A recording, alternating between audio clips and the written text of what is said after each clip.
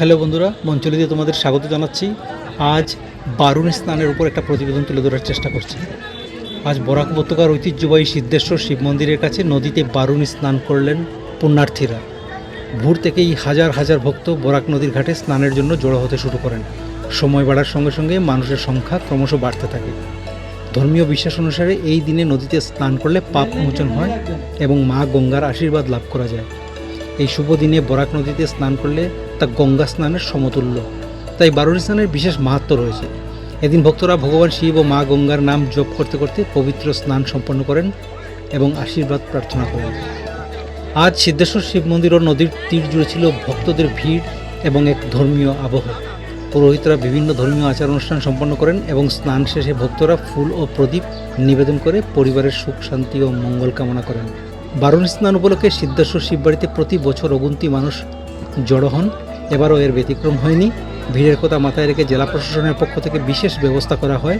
মন্দির চত্বর ও বরাক নদীর ঘাট এলাকায় কড়া নিরাপত্তার ব্যবস্থা ছিল।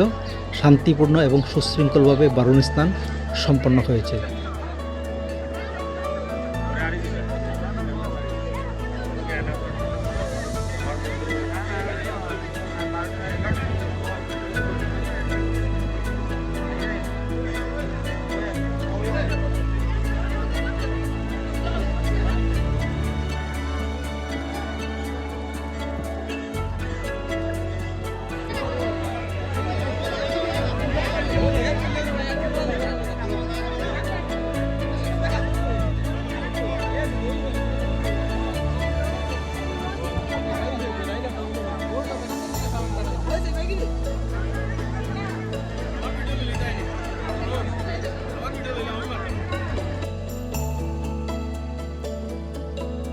আমাদের সিদ্ধেশ্বর শিব মন্দিরে প্রায় লক্ষাধিক লোক জমায়েত হয় এবং আমাদের এই শিব মন্দিরে কমিটির তরফ থেকে সব রকমের ব্যবস্থা নেওয়া হয়।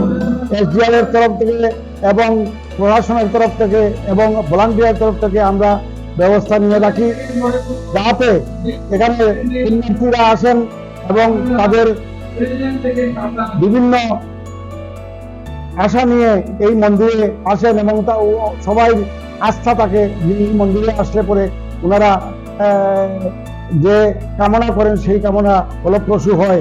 এবং আজকে এই মেলাতে প্রশাসনিক তরফ থেকে প্রচুর সহযোগিতা পাওয়া গেছে।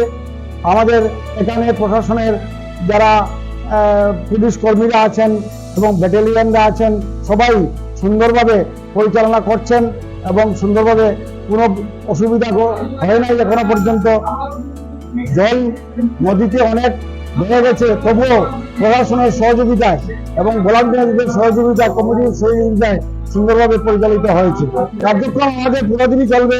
যদিও রোজগার ছিল যে 5টা 25 মিনিট থেকে 8টা 9 মিনিট পর্যন্ত, কিন্তু এখন অবধি আমরা এখন প্রায় 10টা বেজে গেছে, আমরা দেখতে পাচ্ছি যে এখনো জনগণের ভক্তদের এখানে সমাগম প্রচুর পরিমাণে হচ্ছে। আমরা আশা করছি সন্ধ্যা অবধি আমাদের যে লক্ষ্যমাত্রা ছিল 1 লক্ষ ভক্ত উপস্থিত হবেন এবং সেটা হয়তো আরো